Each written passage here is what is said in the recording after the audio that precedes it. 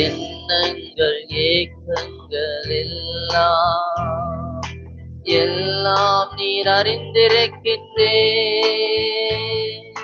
எண்ணங்கள் ஏக்கங்கள்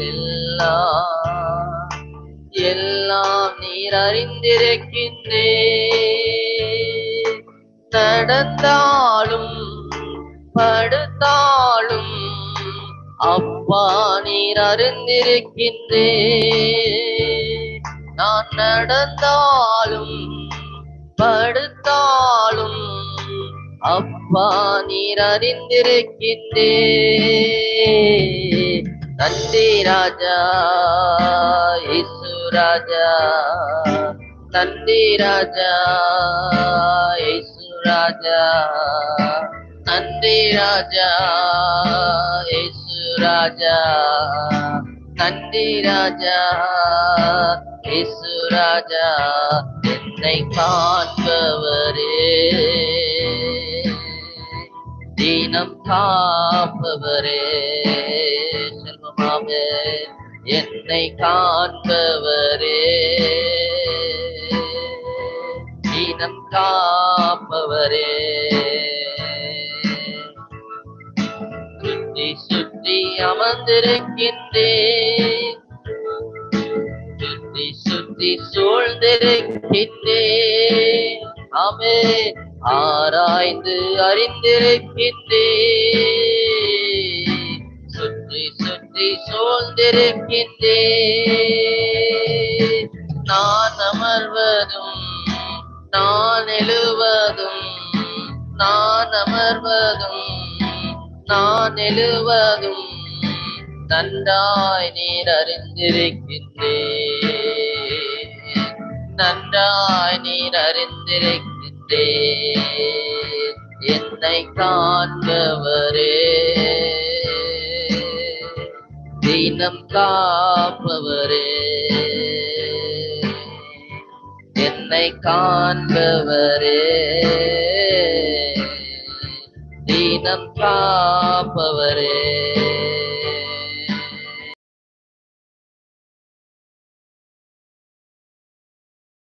நாற்பத்தி ஆறு பத்துல சரி.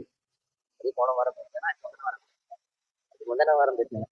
அமர்ந்திருந்து நானே தேவன் என்று அறிந்து கொள்ளுங்கள் அப்படின்னு. போன வாரம் எதை குறித்து பேசுங்கன்னா, ஆவிக்குரிய 3 நிலைகளை குறித்து என்ன பண்ணேன். ஒன்று என்னது? ரட்சிப்பு, இன்னொன்னு பரிசுத்தம், இன்னொன்னு ஊழியம். ரசிக்கப்பட்ட மனிதனுடைய வாழ்க்கையிலே இது 3 என்னது அவசியம் என்று போன வாரம் பேசினேன். ரசிக்கப்பட்டவர்களாய் மாத்திரமல்ல, பரிசுத்தம் அடைகிறவர்களாய், பரிசுத்தத்தை காத்துக் கொள்கிறவர்களாய் இருக்க வேண்டும். பரிசுத்தத்தை காத்துக் கொள்கிறவர்களாய் மாத்திரமல்ல, ஆமேன், நீங்களும் நானும் எப்படி இருக்கணும், ஆமேன், ஆளிலே ஊழியம் செய்கிறவர்களாய் இருக்க வேண்டும் என்று சொல்லி நான் கடந்த வாரத்தில் பேசுறேன். இந்த வாரத்திலே கூட ஆமேன் ஆளிலுயா நம்முடைய ஆமேன் கிறிஸ்தவ வாழ்க்கையினுடைய ஆமேன் ஆளிலே அடிப்படை என்னது? 3 விதமான காரியம் என்னது? ஒன்று அன்பு, இன்னொன்னு நம்பிக்கை, இன்னொன்னு விசுவாசம். Price the Lord. 3 காரியங்கள் நீங்களும் நானும் அடிப்படையாய் கொண்டிருக்கிறதான காரியம். ஒன்று என்ன? அன்பு, இரண்டாவது நம்பிக்கை, மூணாவது விசுவாசம். இவை 3ல் அன்பு என்னது? பெரியதா இருக்கிறது. இன்னைக்கு அன்பின் ஆழத்தை குறித்து நீங்களும் நானும் அந்த அன்பு எப்படி இருக்க வேண்டும், தேவ அன்பிற்குள்ள ஒரு சில காரியங்களை நாம் தியானித்து ஜெபிக்க கடமைப்பட்டுள்ளோம். நேற்றைய தினத்திலே கூட குமரேஸ்வர சபையிலே ஆளிலியா சுவிசேஷ கூட்டம் நடந்தது. அதுல ஆளிலியா பிராமண குடும்பத்தில் இருந்து ரசிக்கப்பட்டதான ராஜ் கண்ணா என்கிறதான ஒரு தேவ மனிதன் அங்க என்ன பண்ணாரு? பேசினாரு. பெரிய ஜனங்கள் என்ன பண்ணாங்க? கடந்து வந்தாங்க. ஆளிலியா அந்த வசனங்கள் அவருடைய இருதயத்திலே கிரியை செய்யும்படியாக தேவன் அவர்களை ரட்சிப்புகளை நடத்தும்படியாக எல்லாரும் ஜெபித்துக் கொள்ளுங்கள். சரியா? அப்படிப்பட்டதான ஒரு சுவிசேஷ கூட்டம் நம்முடைய திருச்சபையில என்ன பண்ணணும்? நடத்தணும். நீங்க எல்லாம் ஜனங்களை கொண்டு வருவேன்னு எனக்கு ப்ராமிஸ் பண்ணீங்கன்னு சொன்னா கூடிய ஆர்வமா இருக்கிறேன். ஜெபத்தோட கூட என்ன பண்ணலாம்? செய்யலாம். கர்த்தர் நல்லவராக இருக்கிறார். ஹல்லேலூயா. ஒரு வசனத்தை கூட எடுத்து வாசிக்கலாம். ரோமர் 8வது அதிகாரம் 28வது வசனம். எல்லாருக்கும் தெரிந்ததான வசனம். ரோமர் 8வது அதிகாரம் 28வது வசனம், பக்கம் 216. அன்றியும் அவருடைய தீர்மானத்தின்படி அழைக்கப்பட்டவர்களாய் தேவனிடத்தில் அன்பு கூறுகிறவர்களுக்கு சகலமும் நன்மைக்கு ஏதுவாக நடக்கிறது என்று அறிந்திருக்கிறோம். Praise the Lord. Hallelujah. அவருடைய தீர்மானத்தின்படி அழைக்கப்பட்டவர்களாய் இருக்கிற நீங்களும் நானும் அன்பு கூறுகிறவர்களாய் இருக்க வேண்டும். அந்த அன்பு கூறுகிறவர்களுக்கு தான் அவன் சகலமும் நன்மைக்கு ஏதுவாய் நடக்கிறதா இருக்கிறது. Praise the Lord. 1 கொரிந்தியர் 13வது அதிகாரத்திலே நாம் வாசித்து பார்க்கும்போது அவன் பவுல் அப்போஸ்தலன் அன்பை குறித்து அங்க என்ன பண்றாரு? அவன் ஒரு பெரிய பட்டியலையே போடுறாரு. ஆமென். அன்பு பொறாமை கொள்ளாது, அன்பு சகலத்தை சகிக்கும், ஆமென். அன்பு என்னது? ஆமென். புறம் பேசாதுன்னு சொல்லிட்டு ஆமென். அங்கே அவன் ஒரு பெரிய பட்டியலை என்ன பண்றாரு? ஆமென். பவுல் அப்போஸ்தலன் போடுகிறவராய் இருக்கிறார். அப்ப தேவனிடத்திலே அன்பு கூறுகிறதான நீங்களும் நானும் அந்த அன்பின் ஆழத்திலே பிரவேசிக்கிறவர்களாய் இருக்க வேண்டும். ஆமென். நம்முடைய கிறிஸ்தவ வாழ்க்கையினுடைய ஆமென் அந்த அடித்தளமே என்னதான்? அன்பு. Praise the Lord. Hallelujah. ஆமென். ஆமென். நீ ஆண்டவர் வந்துட்டு அவன் உலகத்தின் மீது Praise the Lord உங்களையும் என்னையும் அவன் நேசிக்கிறபடினாலதான் என்ன பண்ணாரு?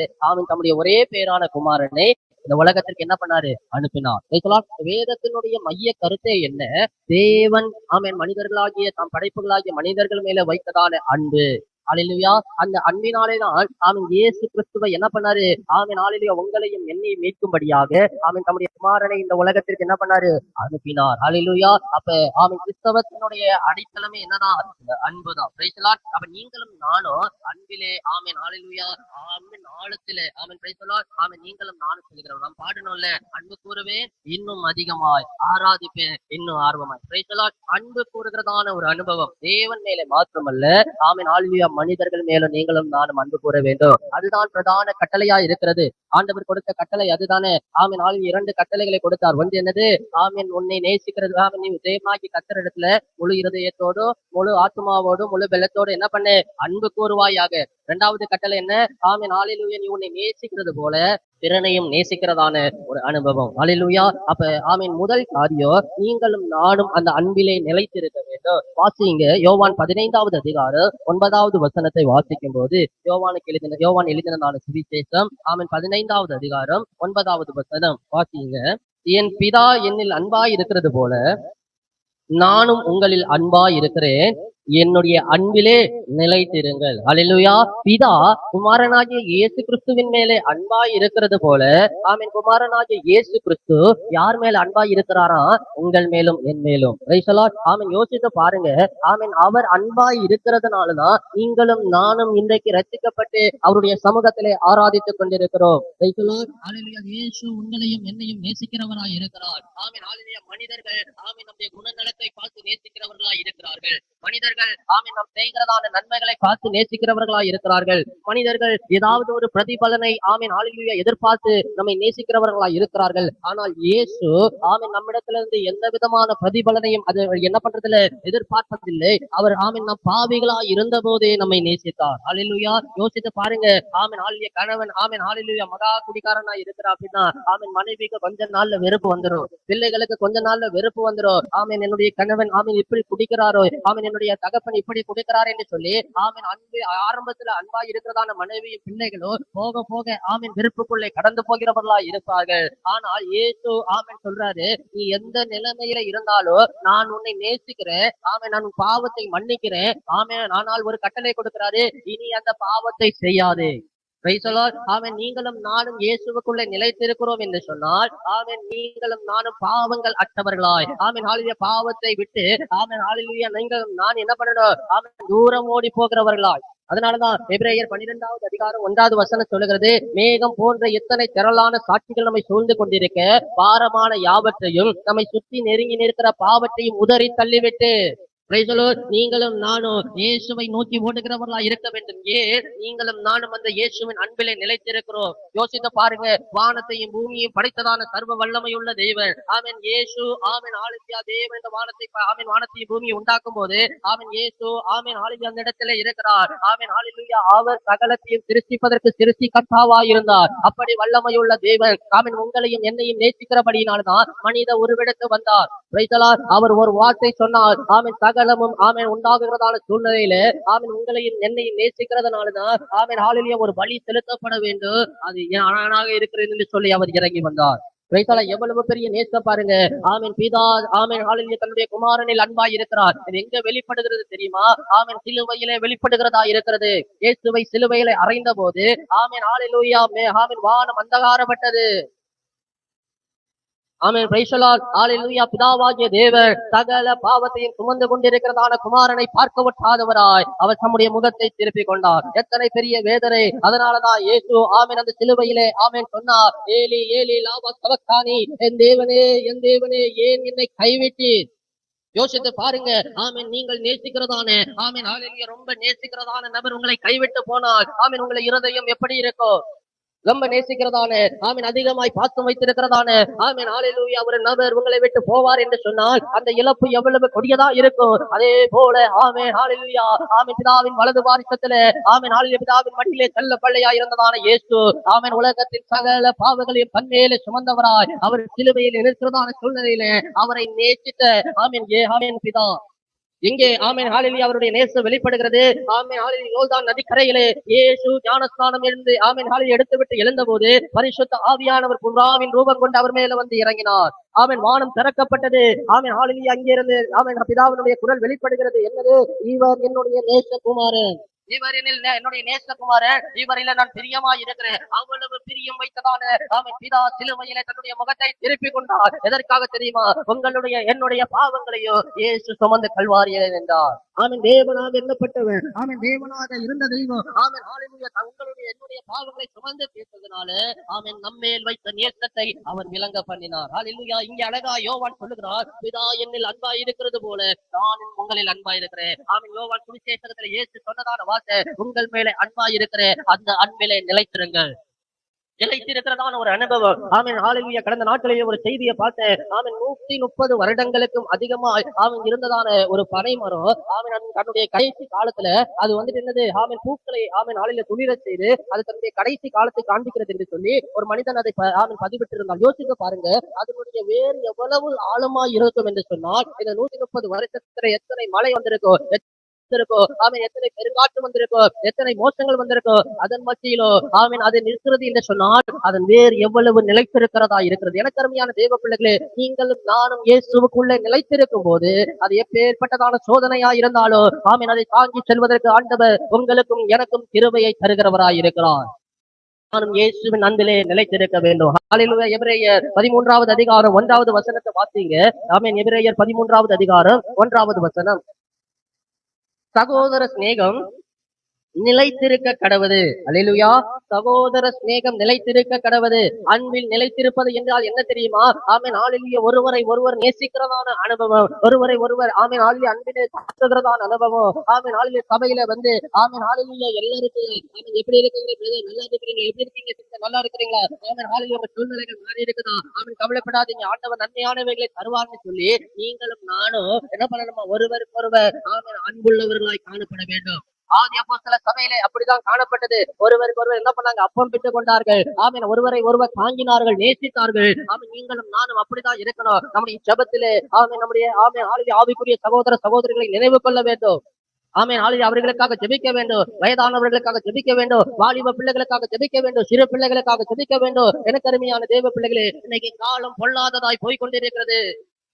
உங்களை சுற்றி நடக்கிற காரியங்களை நீங்கள் யோசித்து பார்ப்பீர்கள் என்று சொன்னால் ஆமென் ஹalleluya ஆமென் காலம் பொல்லாததாய் ஆமென் ஹalleluya அநேக வாலிபர்கள் வஞ்சிக்கப்படுகிறவர்களாய், போதைக்கு அடிமையாகிறவர்களாய் ஆமென் ஹalleluya 80 வயசுன்னு தெரியல, ஆமென் 8 மாசம்னு தெரியல, ஆமென் இப்படிப்பட்டதான சூழ்நிலையில ஆமென் ஹalleluya போய் கொண்டிருக்கிறதான சூழ்நிலைகள். ஆமென் எனக்கு அருமையான தேவ பிள்ளைகளை, இவர்களுக்காக ஆமென் தரப்பிலே நிற்க ஆண்டவர் உங்களையும் என்னையும் அழைத்திருக்க நீங்களும் நானும் மௌனம் காத்தால் ஆண்டவர் எப்படி கிரியை செய்வார். நம்முடைய பட்டணத்தில் எத்தனை வாலிபர்கள் ஆமென் ஹalleluya இப்படி போதை பழக்கத்திற்கு அடிமையா இருக்கிறார்கள்.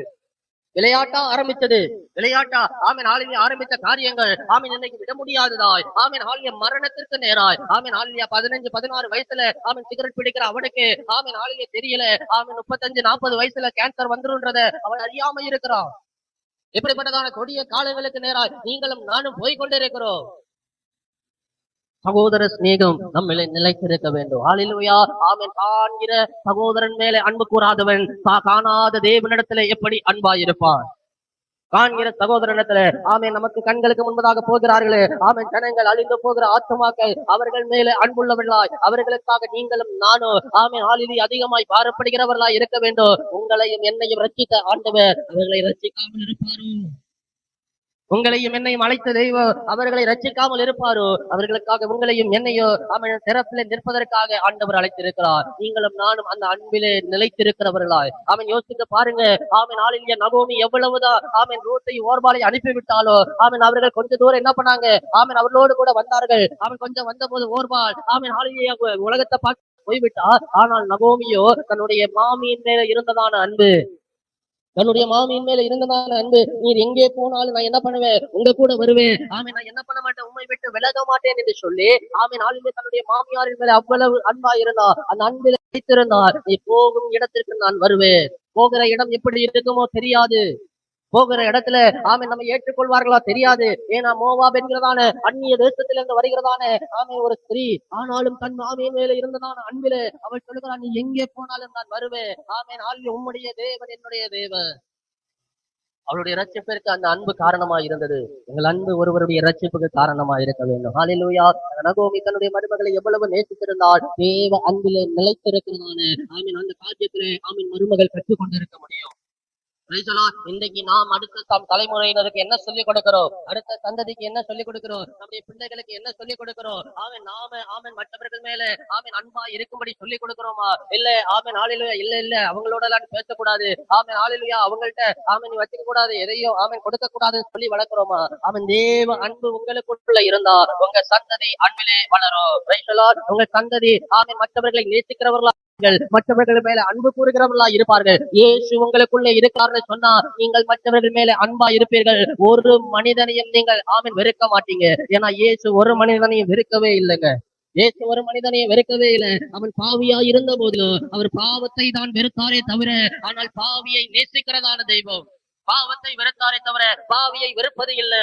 ஆமீன் தன்னுடைய இரு கரத்தையும் விரித்து ஆமீன் ஹல்லேலூயா அவர் நம்மை அழைக்கிறவராய் இருக்கிறார். ஆமீன் என்னண்டை வா, ஆமீன் நான் உன்னை ஹல்லேலூயா புதிய மனிதனாய் மாற்றுவேன், புதிய மனிதனை மாற்றுவேன். வேற எந்த தெய்வமும் இப்படிப்பட்டதான வாக்குறுதியை கொடுப்பதல்ல. என்கிட்ட வா நான் உன்னை புதிய மனுஷனா ஆக்குவேன்னு வேற எந்த தெய்வமும் சொன்னதல்ல. ஆனால் இயேசு சொன்னார், ஆமீன் ஹல்லேலூயா நான் உன்னை புதிய மனிதனாய் மாற்றுவேன்.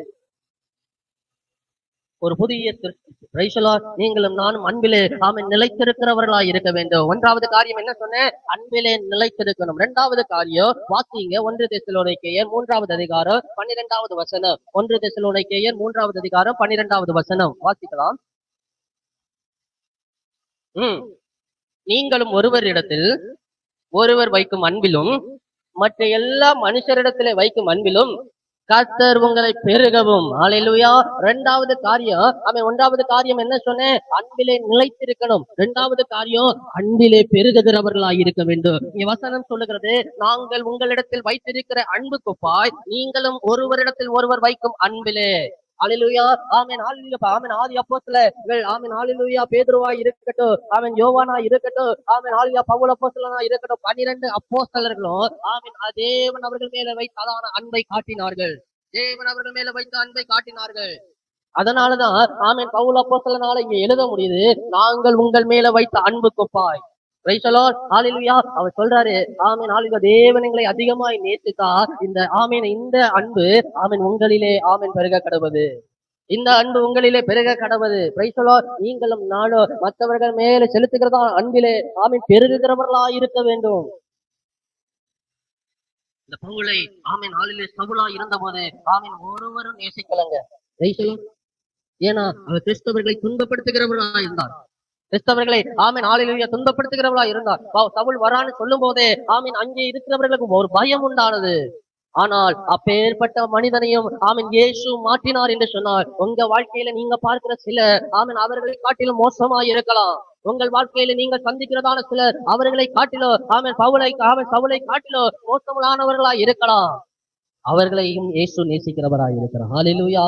சவுலை ஆண்டவர் வெறுக்கவே இல்லைங்க. ஆமீன் இந்த சவுலை சந்தித்தார், நேரடியாக சந்தித்தான். இன்னைக்கு எத்தனை பேர் ஆமீன் ஹல்லேலூயா ஜெபிக்கிறீங்க, ஆண்டவரே எங்க ஆமீன் ஹல்லேலூயா பட்டணத்துல இவ்வளவு பெரிய மோசம் ஆமீன் பெரிய ஹல்லேலூயா ரவுடி இருக்கிறான், இவ்வளவு பெரியதான பெரிய ஆமீன் ஹல்லேலூயா போதைப் பொருள் ஆமீன் வியாபாரம் செய்யறவர் இருக்கிறான், ஆண்டவரே நீ அவரை மாற்ற முடியும் நீங்க விசுவாசித்து ஜெபித்தீர்கள் என்று சொன்னால் என் தேவன் அந்த மனிதனை தொடுவதற்கு வல்லமையுள்ளவர். யோசித்து பாருங்க, ஆமீன் சவுலுக்காக சபைகள் ஜெபித்திருக்கோம், சவுலுக்காக எத்தனை கிறிஸ்தவர்கள் ஜெபித்திருப்பார்கள். ஐயோ, தாங்கிக் கொள்ள முடியாத வேதனை, இந்த சவுல் நம்முடைய சகோதரர்களை எல்லாம் துன்பப்படுத்துகிறானே, ஆண்டவரே நீ கண் திறந்து பார்க்க மாட்டீரா, இந்த சவுலை நீ ரட்சிக்க மாட்டீரான்னு சொல்லி எத்தனை பேர் ஜெபித்திருப்பார்கள். அவர்கள் ஜெபம் அவனை சந்திக்க வைத்தது என்று சொன்னால், இன்றைக்கு உங்க பட்டணத்துல இருக்கிறதான மோசமானவர்களா இருந்தாலும் சரி, பாவத்தில் அகப்பட்டிருந்தாலும் சரி, அவர்களுக்காக நீங்களும் நானும் ஜெபிக்கும் போது தேவன் அவர்களை விடுதலையாக்குவது சத்தியம்.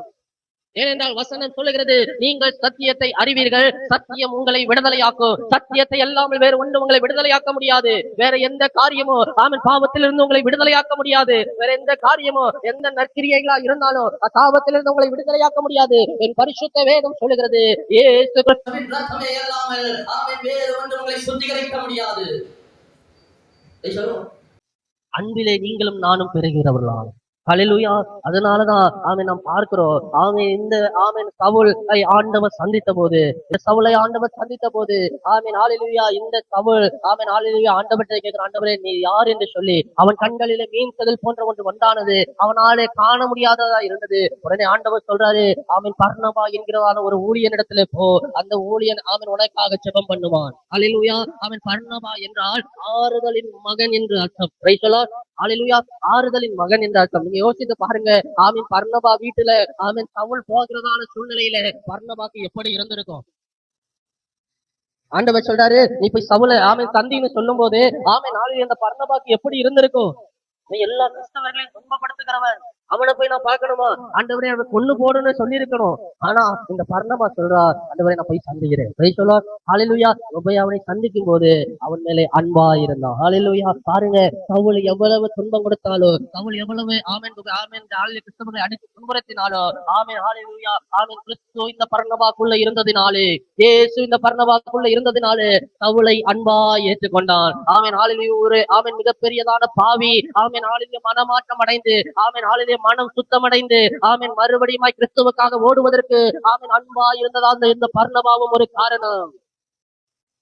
நீங்கள் மற்றவர்கள் மேலே காட்டுகிறதான அன்பு இயேசுவினிடத்திலே அவர்களை வரவழைக்கும். பாருங்க, சத்துருவையின் நீச்சி என்று ஆண்டவர் சொல்லி கொடுத்திருக்கிறார். ஹல்லேலூயா.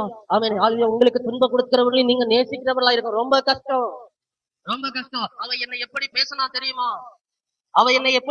தெரியுமா? எவ்வளவு கெட்ட வார்த்தைகளினால என்ன பேசியிருப்பா, என் மேல சொல்லக்கூடாத காரியங்களை என்ன என் மேல பேசினா, அவளை நான் எப்படி நேசிப்பது? ஆண்டவர் சொல்றாரு, சத்துருக்களையும் நேசிங்க. அவரை காட்டிலும் வேற யாரும் நேசிக்க முடியாது. ஹல்லேலூயா. ஹல்லேலூயா. எருசலேமுக்கு வரும்போது எல்லாரும் போர்வைகளை கொண்டு வந்து போட்டாங்க, மர கிளைகளை கொண்டு வந்து போட்டாங்க. அவருடைய கால் பாதத்துல படக்கூடாதுன்னு சொல்லி ராஜா ஓசனா ஓசனா ஹல்லேலூயா அப்படின்னு சொல்லி அவரை வாழ்த்தி வரவேற்றார்களாம். ஹல்லேலூயா. அவர் எப்படி வரவேற்றாங்க நீங்க யோசித்து பாருங்க. ஹல்லேலூயா. நல்ல ரெட் கார்பெட்டை விரிச்சு உங்களை ஹல்லேலூயா வீட்டுக்குள்ள கூட்டிட்டு வந்துட்டு ஹல்லேலூயா வீட்டுக்குள்ள வச்சுட்டு ஹல்லேலூயா உங்களை என்னை அவமானப்படுத்தினா நமக்கு எப்படி இருக்கும்? வரவழைக்கும் போது வாங்க வாங்க ரத்தாம்பர கம்பளத்தை போட்டு அந்த வரவேற்றுட்டு வீட்டுக்குள்ள வச்சு அவமானப்படுத்தினா நீங்களுக்கு நான் என்ன செய்வது? நமக்குள்ள எவ்வளவு கோபம் வரும்? இயேசுவுக்கும் அதுவே நடந்தது. ஹல்லேலூயா. எல்லாரும் வரவேற்றாங்க. மேல காலங்களை முழங்கினார்கள். ஆர்ப்பரித்தார்கள். அடுத்த வாரத்துல அப்படி அடுத்த வாரத்துல காட்சி என்ன ஆயிடுச்சு? யார் யாரெல்லாம் வரவேற்றார்களோ எல்லாம் கோரஸா கத்துறாங்க, இயேசுவை சிலுவையில் அறையுங்கள், இயேசுவை சிலுவையில் அறையுங்கள்னு சொல்லி எல்லாம் கோரஸா கத்துறாங்க. எல்லாருக்கும் முன்னாடியும் தொங்கினதான இயேசுதான் சொன்னாரு, இதாவே இவர்கள் சத்துருக்களையும் நேசிங்க. தேவ அன்பு உங்களுக்குள்ள பெருக பெருக பெருக யாரையும் என்ன பண்ண மாட்டீங்க, நிறுத்த மாட்டீங்க. உங்களுக்கு விரோதமா பேசினானா அவனை ஆசீர்வாதத்தை அனுப்புங்க. கர்த்தர் உன்னை ரட்சிப்பா, நீ ஆசீர்வாதமா இருப்பேன்னு சொல்லுங்க. யாராவது எங்க வீட்டுல சில நேரத்துல நடக்கும், ஏதாவது அம்மா என் மேல கோவப்படும் போது நான் கொஞ்சம் சிரிச்சுட்டேன், அது சிரிப்பு காட்டிட்டேன்னு சொன்ன அந்த கோவம் என்ன ஆகும்? அப்படியே மாறி போகும்.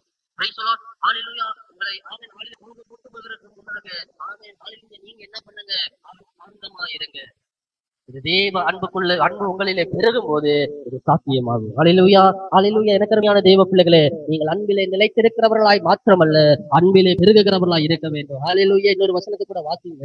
1 தெசலோனிக்கேயர் 4வது அதிகாரம் 9வது வசனம். 1 தெசலோனிக்கேயர் 4வது அதிகாரம் 9வது வசனம் வாசிங்க. சகோதர சிநேகத்தை குறித்து 4வது அதிகாரம் 9வது வசனம். நான் உங்களுக்கு எழுத வேண்டுவதில்லை, நீங்கள் ஒருவரில் ஒருவர் அன்பாயிருக்கும்படி தேவனால் போதிக்கப்பட்டு இருக்கிறீர்களே. அல்லேலூயா. இங்க நீங்களும் நானும் கேட்கிறதான வார்த்தை என்னுடைய சொந்த வார்த்தை அல்ல. நீங்களும் நானும் ஆமென் ஆளிலே தியானிக்கிறதான இந்த வேத பகுதி ஆமென் என்னுடைய வார்த்தைகள் அல்ல.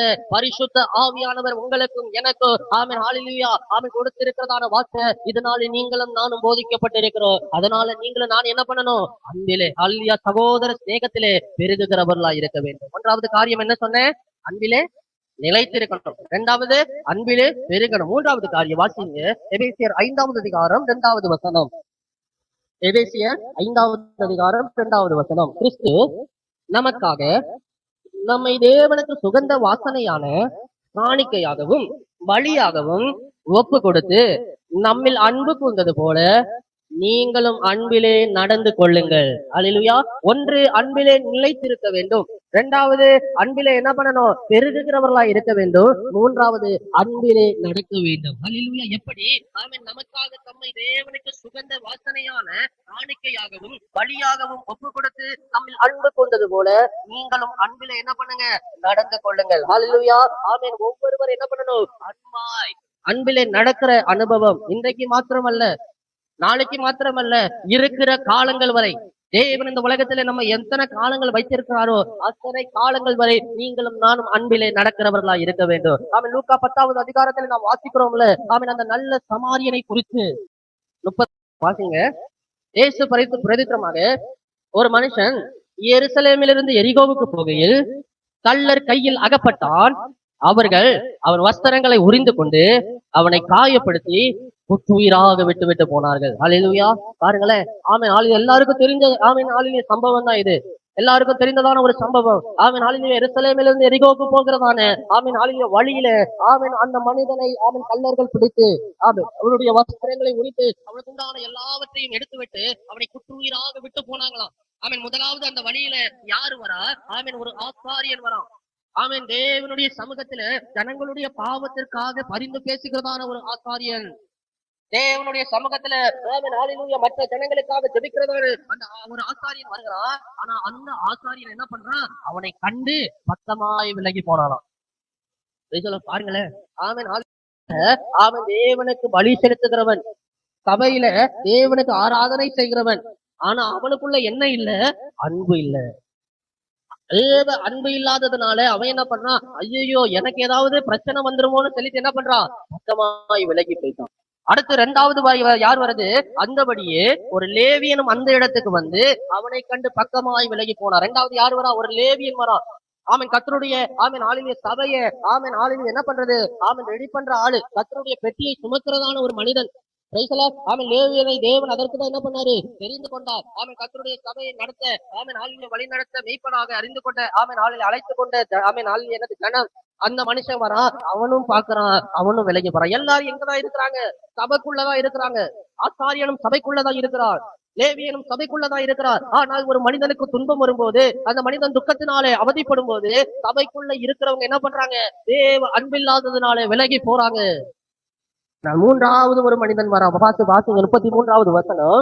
பின்பு சமாரியன் பிரயாணமாய் வருகையில் அவனை கண்டு மனதுருகி. நீங்க யோசித்து பாத்தீங்கன்னு சொன்னா எருசலேமில் உள்ளவர்களுக்கும் சமாரியர்களுக்கும் என்ன பண்ணாது? 2 பேரும் ஆமென் ஹalleluya ஆமென் விரோதிகள் மாறி ஒருவருக்கு ஒருவர் என்ன ஆகாது? ஆமென் ஒற்றுக்கொள்ளாது. ஆமென். ஆனால் இந்த சமாரியன் ஆமென் அந்த வழியா போகும்போது ஆமென் கிடக்கிறவன் எருசலேமை சேர்ந்தவன் என்று பார்க்கல. கிடக்கிறவன் ஆமென் நமக்கு ஆமென் ஹalleluya எதிரியா இருக்கிறான்னு பார்க்கல. அவன் பார்த்து மனதுருகிறான். ஏன்? அவன் சாக கிடக்குறான். எதிரி சாக கிடக்கிறதான நிலைமை. ஆசாரியன் எருசலேம் சபையில இருக்கிறவன், லேவியன் எருசலேம் சபையில இருக்கிறவன். ஆனால் ஆமென் அவர்கள் இருவரும் தன்னுடைய சகோதரனை கண்டு அந்த நிலைமையில ஆமென் அவர்களை பார்த்து கடந்து போய்விட்ட போதும் ஆமென் ஹalleluya இந்த சமாரியன் ஆமென் அங்க வந்து பாக்குறான். ஐயோ இந்த மனிதனை குற்றுயிராய் விட்டு போயிருக்கிறார்களே. ஏன் தெரியுமா? அவனுக்குள்ளே அன்பு ஆமென் ஹalleluya அவன் அன்பிலே நடந்திருந்ததுனால, தேவ அன்பில நடக்கிறதுனால, அவன் அன்பில நிலைத்திருந்ததுனால, தேவ அன்பு அவனுக்குள்ள பெருகி இருந்ததுனால, ஆமேன், அவன் மேலே மனதுருகிறார். நீங்கள் ஆமீன், உங்கள் கண்ணு முன்னாடி துன்பப்படுகிறவர்களே, உங்க கண்ணு முன்னாடி துக்கப்படுகிறவர்களே, உங்க கண்ணு முன்னாடி அவன் வேதனையோடு இருக்கிறவர்கள், அவர்கள் எதிரியா இருந்தாலும் சரி, உங்களுக்கு எதிர்த்து நின்றவர்களா இருந்தாலும் சரி, அவர்களை பார்த்து மனதுருகுகிறீர்கள் என்று சொன்னால் தேவ அன்பு உங்களுக்குள்ள இருக்கிறது. நீங்க அன்பிலே நிலைத்திருக்கிறவர்களா இருக்கிறீர்கள், நீங்கள் அன்பிலே பெருகுகிறவர்களா இருக்கிறீர்கள், நீங்கள் தேவ அன்பிலே நடக்கிறவர்களா இருக்கிறீர்கள். சந்தோஷப்பட்டோம் அப்படின்னு சொன்னா தேவ அன்பு நமக்குள்ள இல்ல. என்ன எப்படி எல்லாம் பேசினான், என் குடும்பத்துக்கு விரோதமா எப்படி எல்லாம் எழுமனா, அவன் அப்படித்தான் இருக்கணும். அவனுக்கு ஆண்டவர் நல்ல தண்டனை கொடுத்தார். அப்படி நீங்களும் நானும் யோசிக்க கூடாது. சமாரியன் உயிராய் கிடந்ததான அந்த எருசலேம் மனிதனை அவன் பார்த்து மனதுருகி கிட்ட வந்து அவனுடைய காயங்களிலே எண்ணெயும் திராட்சரசமும் வாக்கு. இயேசு சாரியா பட்டணத்திலே போயிருக்கிறதான சூழ்நிலையில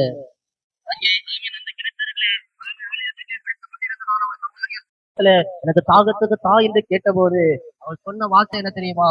ஆமீன், ஹல்லேலூயா. யூதர்கள் ஆமீன் என்ன பண்ண மாட்டாங்க, ஆமீன் இந்த கிணத்துல வந்து குடிக்க மாட்டாங்க. ஏன்னா நாங்க அவங்களுக்கு எதிரி ஜனம், அதனால அவர்கள் இங்க வந்து குடிக்க மாட்டாங்கன்னு சொன்னாங்க. ஆனா இயேசு அந்த சமாரியாவில அந்த ஸ்திரீயை ரட்சித்தான். அவர் சொன்னாரு, நீ கொடுக்கிறதான இந்த தண்ணீர் ஆமீன் குடித்தால் வற்றி போகும், ஒரு நாள் இந்த கிணறு வற்றி போகும், ஆனால் நான் கொடுக்கிற தண்ணீரை குடிக்கோ ஒரு நாளும் தாகம் எடுக்காது. என்ன தண்ணீர் தெரியுமா? பரிசுத்த ஆவியானவர் என்கிறதான ஆமீன் ஜலத்தினாலும் ஆவியினாலும் நீங்கள் பிறக்க வேண்டும்.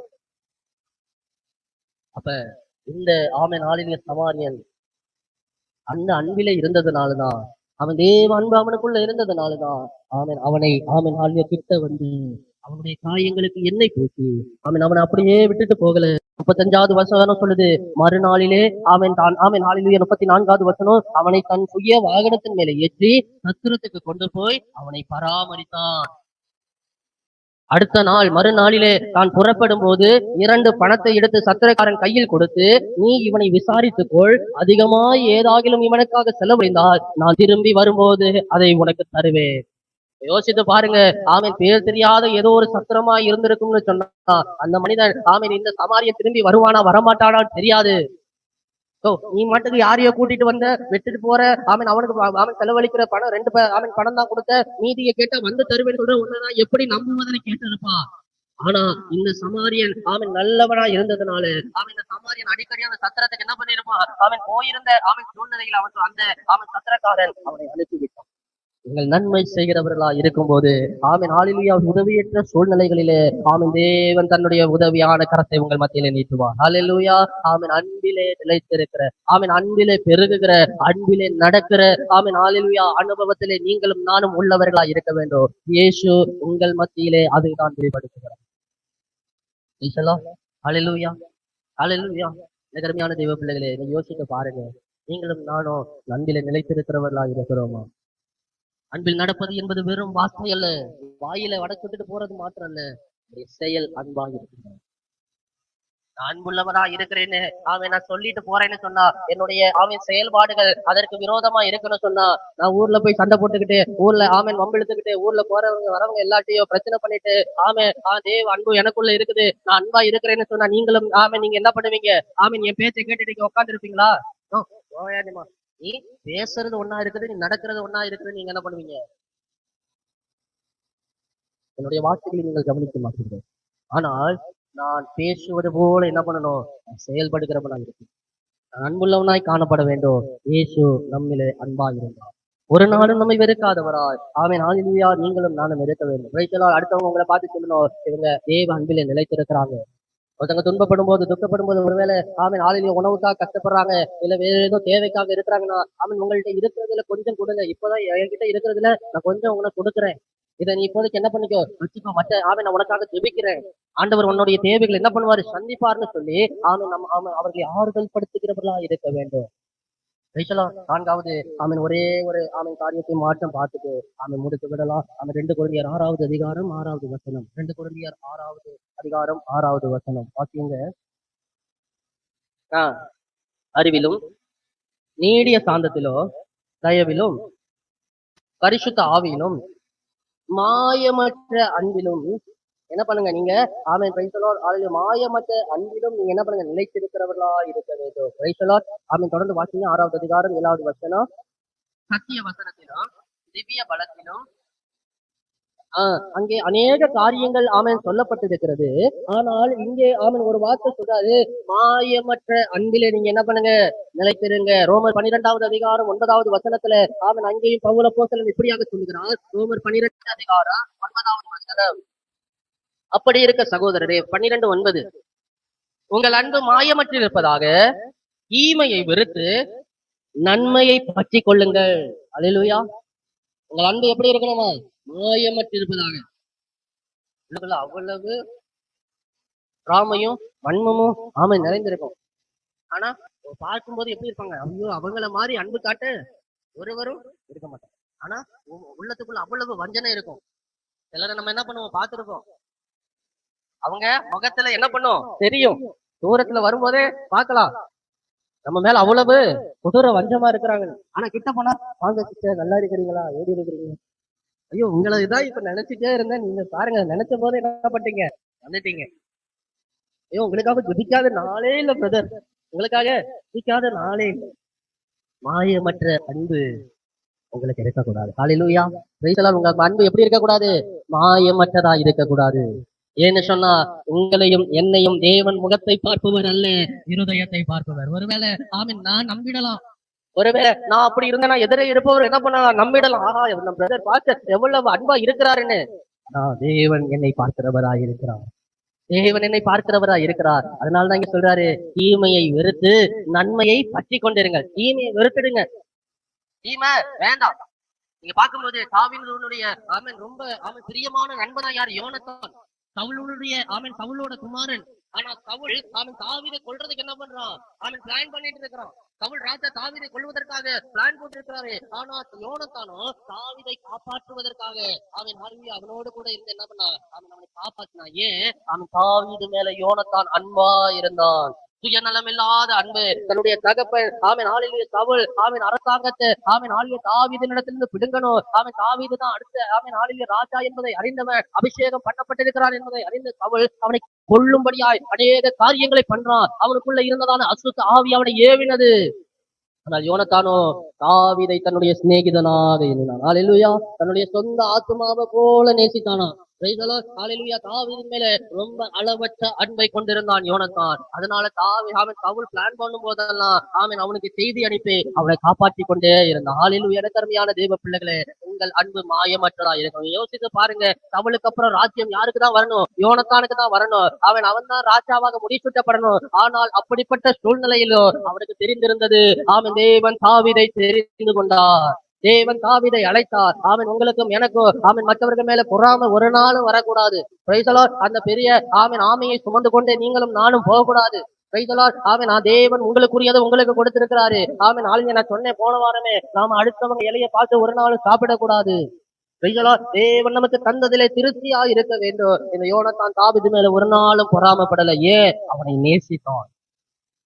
யோனத்தான் ஆமென் ஹல்லேலூயா தாவீது ஆமென் பிரைஸ் தி லார்ட் ஹல்லேலூயா யோனத்தான் தாவீதை நேசித்ததனால அவன் காப்பாற்றப்பட்டு கொண்டே இருந்தான். ஆமென் நீங்க உங்களை ஆமென் ஹல்லேலூயா உங்களை ஆமென் உங்களை சுற்றி இருக்கிறவங்களை ரொம்ப அதிகமா நேசிங்க. உங்களுக்கு விரோதமாக ஆமென் ஹல்லேலூயா அவர்கள் ஆமென் ஹல்லேலூயா எதிர்த்து நின்றாலோ அவர்களை நேசியுங்க. தேவன் அவர்களை மாற்றுவார். ஹல்லேலூயா. ஆமென் உங்கள் அன்பு மாயமற்றதா இருக்கணும். ஹல்லேலூயா. ஆமென் ஹல்லேலூயா முகத்தை ஆமென் பார்த்து அல்ல, நம்முடைய இருதயத்தை பார்த்து ஆசீர்வதிக்கிறதான தேவன். ஹல்லேலூயா. ஆமென் முதலாவது காரியம் என்ன சொன்னேன்? அன்பிலே நிலைத்திருக்கணும். இரண்டாவது அன்பிலே பெருகணும். மூன்றாவது அன்பிலே நடக்கணும். நாலாவது நம்முடைய அன்பு மாயமற்றதா இருக்கக்கூடாது. ஹல்லேலூயா. எனக்கு அருமையான பெரிய தேவ பிள்ளைகளே, தேவ அன்பு மாயமற்றதா இருக்கிறது. தேவ அன்பு மாயமற்றதா இருக்கிறது. அவர் நம்மை அதிகமாய் நேசிக்கிறார். ஜெப உதவிக்கு போதகர் A.G. பால், பிலதெல்பியா பரிசுத்த சபை, சுப்பிரமணியபுரம், திருச்சி. அலைபேசி எண் 9244605832. போதகர் P. ஞானதாஸ், பிலதெல்பியா பரிசுத்த சபை, குமரேசபுரம், திருச்சி. அலைபேசி எண் 9345104097. ஆண்டவராகிய இயேசு கிறிஸ்து தாமே உங்களை ஆசீர்வதிப்பாராக. நமது சேனலை சப்ஸ்கிரைப் செய்ய மறக்காதீங்க.